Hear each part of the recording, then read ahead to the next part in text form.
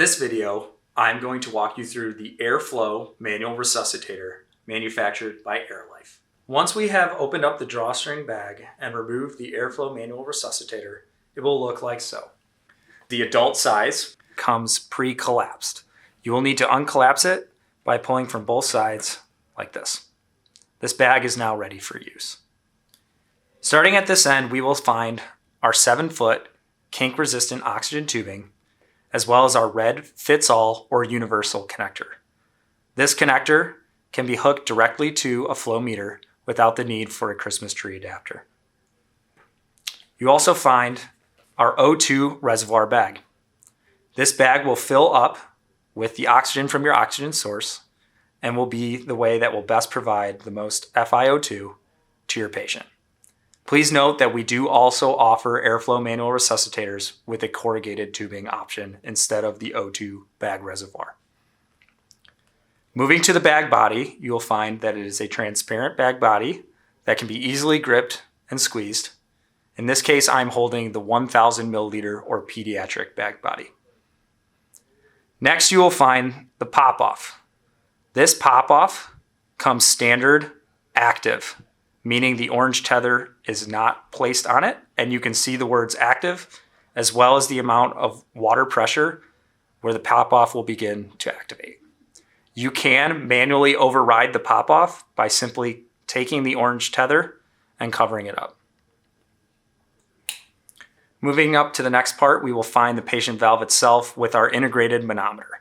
This comes standard on most of our Airflow bags, but we do also offer an option that does not have a manometer. That valve would look like this. On the manometer, you will see that it is color-coded. This manometer is measuring the centimeters of water pressure that you are delivering to the patient, and you will find that green is from 0 to 20 centimeters of water pressure, yellow from 20 to 40, and red from 40 and beyond. Again, we always like to stress the importance of a manometer so that we know what pressure we are delivering to the patient and can avoid things such as gastric insufflation or barotrauma to the patient. We do recognize that there may be situations in which the patient may have a wet or stiff lung, and we need to go to higher ventilating pressures. Again, note that you'll be able to see what pressure you are delivering, and you can always override the pop-off in those situations. On the valve itself, you will also find a sampling port present here. This cap can be removed, and a CO2 sampling line can be hooked directly to this so that you can sample CO2 from the patient valve itself, and you are able to reduce dead space. We also have standard a pre-attached bacterial viral filter for you. This is to protect the clinician from anything that the patient may expel into the air around you. We also will find in our drawstring bag the proper mask size for your Airflow manual resuscitator.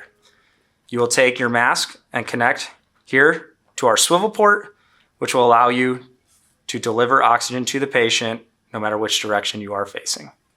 Here is a zoomed in view of the manometer so that you can see it in action as well as see all of the markings that are present. Currently, I have the pop-off active, as you can see. As I squeeze this bag, how the manometer will not go past 40 centimeters of water pressure as the pop-off is expelling that extra pressure.